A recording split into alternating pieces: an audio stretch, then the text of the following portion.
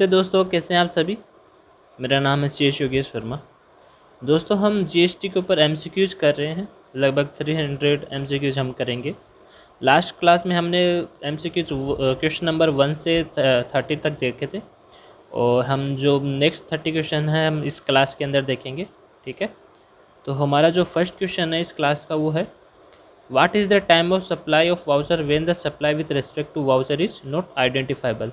हमारा जो last question था 38 नंबर का, तो उसके अंदर जो वाउचर्स था वो आइडेंटिफाइबल था। तो जिस केस में वाउचर आइडेंटिफाइबल होता है कि हमें पता है कि इस वाउचर से क्या परचेज करना है और कितने वैल्यू का परचेज करना है, वो आइडेंटिफाइबल होता है। उस केस में जो डेट ऑफ इशू वाउचर होता है वो उसकी टाइम ऑफ सप्लाई होता है। लेकिन इस केस में क्या है, वाउचर आइडेंटिफाइबल नहीं है। तो इस केस में जब हम उसको रिडम्पशन करेंगे, हम जाके उससे परचेज़ करेंगे, शॉपिंग करेंगे, कुछ भी, तो जब हमें ये पता चल जाए कि हमने क्या परचेज़ किया उससे, तो उस केस में उसकी क्या होगी, टाइम ऑफ सप्लाई होगी। तो इस केस में जो आंसर होगा वो क्या होगा, date of redemption of vouchers. Next हमारा जो क्वेश्चन है, what is the time of supply of service if the invoice is issued within 30 days from the date of provision of service. Date of issue of invoice, date on which supplier receive payment, date of provision of service, या earlier A and B. तो हमारा जो answer होगा वो होगा earlier A and B. Next हमारा question है, what is the time of supply of service if the invoice is not issued within 30 days from the date of provision of service. अगर जो हमारा invoice है वो within 30 days में issue नहीं होता है, जब हमने सर्विस को प्रोवाइड करा दिया है, तो उस केस में जो हमारी टाइम ऑफ सप्लाई वो क्या होगी, date of issue of invoice, date on which the supplier receive payment, date of provision of service, या अर्लियर बी एंड सी। तो हमारा जो आंसर होगा क्या होगा, D, earlier of B and C. Date of on which supplier receive payment और date of provision of service, जो भी पहले होगा वो होगा। हमारा जो नेक्स्ट क्वेश्चन है वो है, what is the time of supply of service in case of reverse charge mechanism. Reverse charge mechanism के केस में टाइम ऑफ सप्लाई कब होगी, date on which payment is made to supplier, date of immediately following 60 days from the date of issue invoice, date of invoice, या earlier A and B. तो हमारा जो answer होगा वो D होगा, earlier of A and B. Next हमारा question है, what is the time of supply of service where services are received from an associate enterprises located outside India. अगर associate के केस में हमने कोई सर्विसेज वगैरह ली है तो हमारी टाइम ऑफ सप्लाई कब होगी, date of entry of service in books of account of recipient of service, date of payment, earlier A and B, या date of entry of service in the books of supplier of service. तो हमारा जो answer होगा वो C होगा, earlier of A and B. 36 number का हमारा जो क्वेश्चन है वो है, value of supply under section 15 is wholesale price, market value, maximum retail price, या ट्रांजैक्शन वैल्यू। तो हमारी वैल्यू ऑफ सप्लाई क्या होती है, ट्रांजैक्शन वैल्यू होती है। नेक्स्ट हमारा क्वेश्चन है, the value of supply should include. Value of supply हम क्या क्या इंक्लूड करेंगे, जो हमारा ऑप्शन है, any non GST taxes, duties, sales, fees charge separately by supplier, interest, late fees, penalty for delayed payment of any consideration for any supply, या subsidies directly linked to price except subsidy provided by central government और state government. तो हम क्या इसमें सभी को include करेंगे, तो हमारा जो आंसर होगा वो क्या होगा, ऑल ऑफ द अबव। इसमें जो सी नंबर है उसमें जो गवर्नमेंट द्वारा, सेंट्रल और स्टेट गवर्नमेंट द्वारा कोई भी सब्सिडी दी जाती है ना, उसको हम वैल्यू ऑफ सप्लाई में इंक्लूड नहीं करेंगे। क्वेश्चन 38 है, which of the following shall not be included in value of supply. Value of supply में क्या इंक्लूड नहीं करेंगे, ए हमारा जीएसटी, बी इंटरेस्ट, सी लेट फीस, और डी कमीशन। तो वैल्यू ऑफ सप्लाई में हम जीएसटी की जो अमाउंट है वो कंसिडर नहीं करते। नेक्स्ट हमारा जो क्वेश्चन है, when can the transaction value be rejected for computation of value of supply.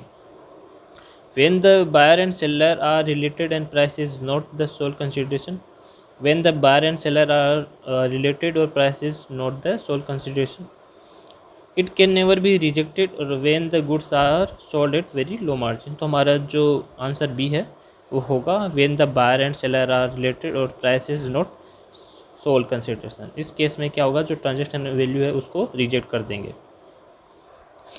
Next हमारा जो क्वेश्चन है वो है which of the following statement is are correct.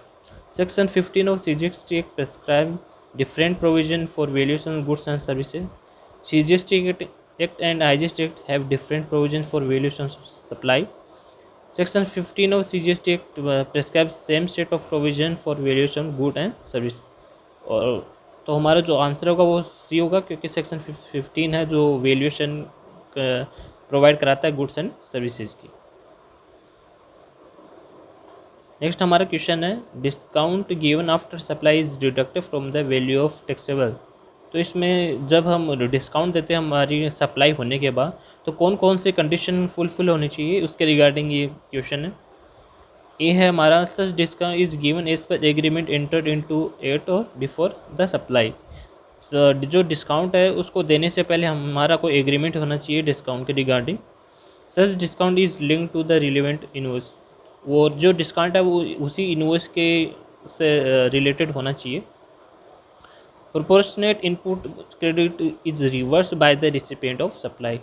हमने जब डिस्काउंट दिया तो हमारी वो जो वैल्यू है वो कम हो जाएगी, ठीक है। तो उस केस में जो रिसिपिएंट है उसको जितनी उसने ITC क्लेम की होगी उसमें से उस डिस्काउंट का जो प्रोपोर्शन है उसको रिवर्स करना होगा। तो हमारा जो डी है ऑल ऑफ द अबाउट जो कंडीशन है वो सेटिस्फाई होनी चाहिए।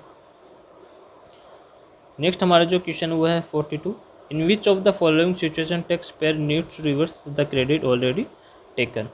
कौन से केस में जो टैक्स पेयर होता है उसको जो क्रेडिट है उसने अपने परचेज पे लिया उसको रिवर्स करना होता है। तब क्या होता है कि अगर किसी जो रिसीवर है अगर उसने कोई गुड्स परचेज किया है और वो विदिन 180 डेज़ में उस जो सप्लायर है उसको पेमेंट नहीं करता है, तो इस केस में जो ITC है उसको रिवर्स करना होता है। और जब वो पेमेंट उसका कर देगा तो उस केस में वो वापस उस ITC को बुक करेगा। तो हमारा जो ऑप्शन सी होगा if payment is not made to the supplier within 180 days from the date of invoice, it is the correct answer. Next हमारा जो क्वेश्चन है वो है what is the time limit for taking ITC। हम input को कब तक ले सकते हैं। तो आप सभी को पता है कि हम जो नेक्स्ट फाइनेंशियल ईयर है उसकी 20 अक्टूबर तक हम जो ITC है वो क्लेम कर सकते हैं। तो हमारा जो आंसर सी है 20 October of the next financial year or the date of filing annual return whichever is earlier. Next हमारा जो क्वेश्चन है if the goods are received in lots or installment. अगर गुड्स हमारा जो है हमने purchase किया वो इंस्टॉलमेंट में या लोट्स में आता है, जैसे हमने 5000 का माल ख़रीदा, एक बार 2500 का आ गया, दूसरी बार 2500 आ गया, तो जो लास्ट इंस्टॉलमेंट आ गई उस केस में हम उस क्रेडिट को बुक कर पाएंगे।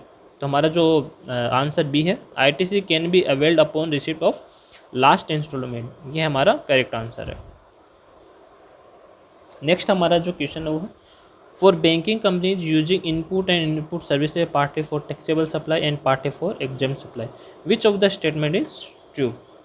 अगर कोई बैंकिंग सर्विस सेक्टर में जैसे बैंकिंग कंपनी होती है वो टैक्सेबल सप्लाई भी करती है और एग्जाम सप्लाई भी, तो उस केस में जो ITC वो कैसे क्लेम करेंगे। फर्स्ट ऑप्शन है उसके पास क्या होता है ITC shall be compulsory restricted to credit attributable to taxable supply including zero rated supply. जो एग्जाम सप्लाई है उतना हम उस जो प्रोपोर्शन हमारा क्रेडिट है उसको हम नहीं लेंगे।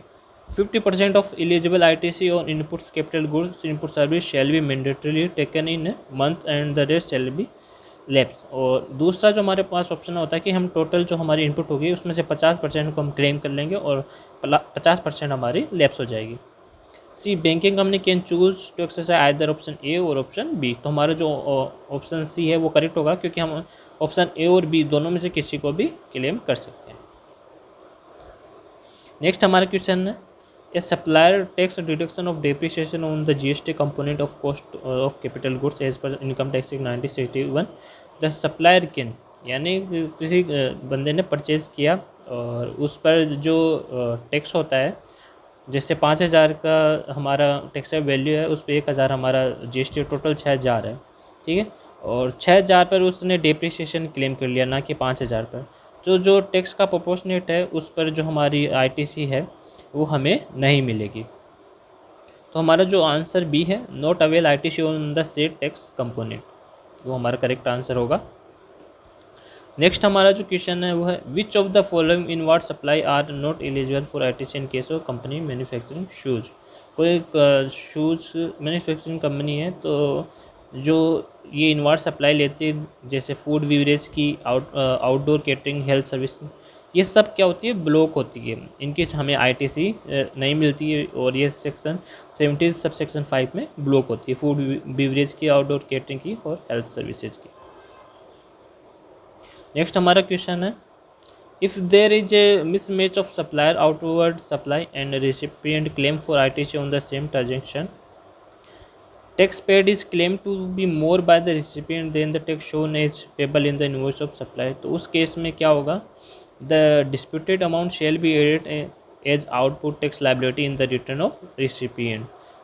ठीक है, हमारा जो ए आंसर होगा वो करेक्ट होगा क्योंकि जो सप्लायर का इनवॉइस है वो मिसमैच आ रहा है, तो जो भी मिसमैच अमाउंट है, डिस्प्यूटेड अमाउंट है, वो हमें रिवर्स करनी पड़ेगी।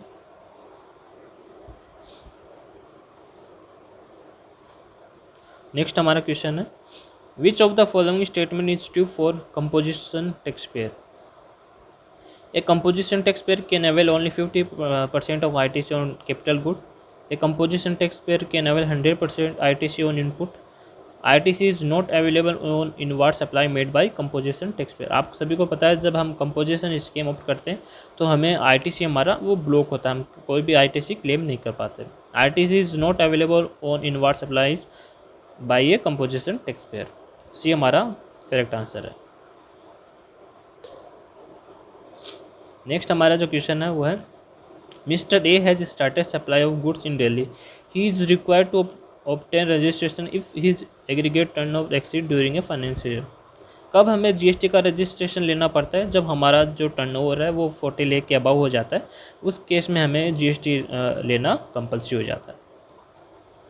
नेक्स्ट हमारा जो क्वेश्चन है aggregate turnover include, aggregate turnover हम जब हम रजिस्ट्रेशन के लिए कैलकुलेट करेंगे कि हमारा टर्नओवर कितना है तो उसमें क्या क्या इंक्लूड करेंगे, taxable supply, exempt supply, export, तो ये तीनों चीज़ें हम इसमें इंक्लूड करेंगे। नेक्स्ट हमारा क्वेश्चन है which of the following person are compulsory required to obtain registration.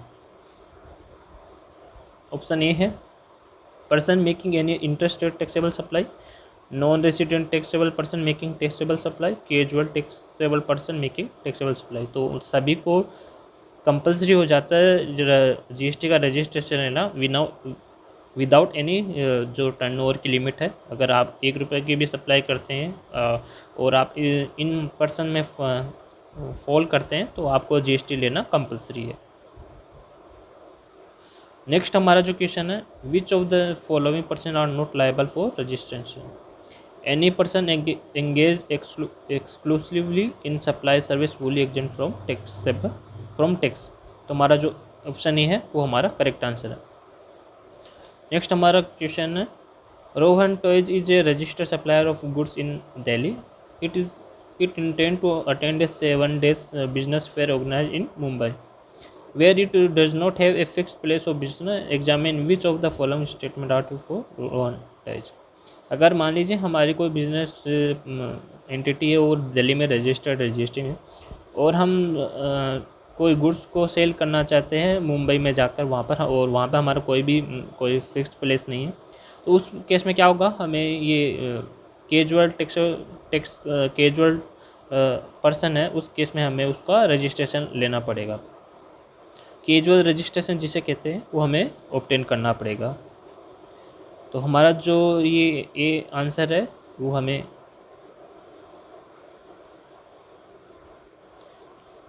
इस केस में हमारा जो बी ऑप्शन है यहाँ पे गलत लिखा हुआ है A, Rohan toys has to obtain registration as casual taxable person for attending the business fair.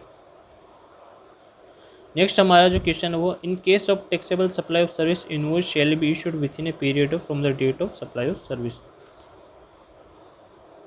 Taxable case के हमें इनवॉइस कब इशू करना होता है, विद इन 30 days, 30 days में हमें इनवॉइस को इशू करना होता है।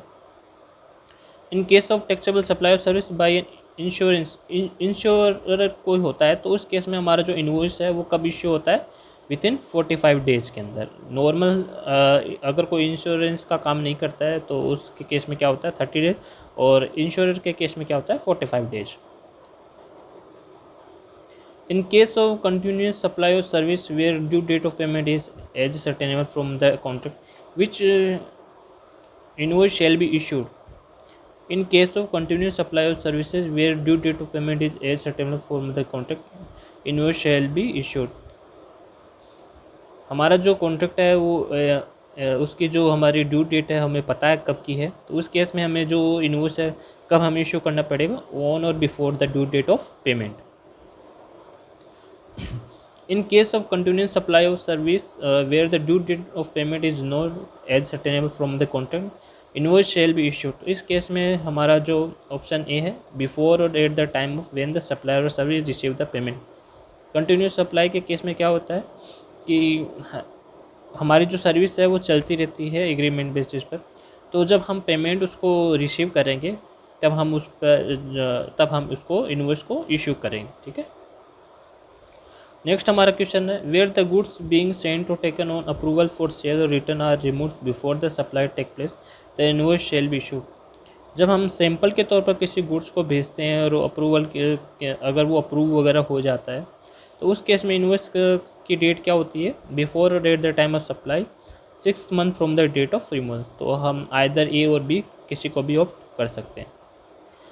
हमारा जो इस क्लास का जो लास्ट क्वेश्चन है वो है, which of these electronic ledger are maintain online. इनमें से कौन से लेजर है वो हम ऑनलाइन मेंटेन करते हैं? Electronic library register, electronic credit ledger, electronic cash ledger. तो हम इन सभी को मेंटेन करते हैं ऑनलाइन हमारे GSTN पोर्टल पर. ठीक है. थैंक यू दोस्तों. नेक्स्ट हम जो 30 क्वेश्चन करेंगे हमारी नेक्स्ट क्लास में होगा. धन्यवाद.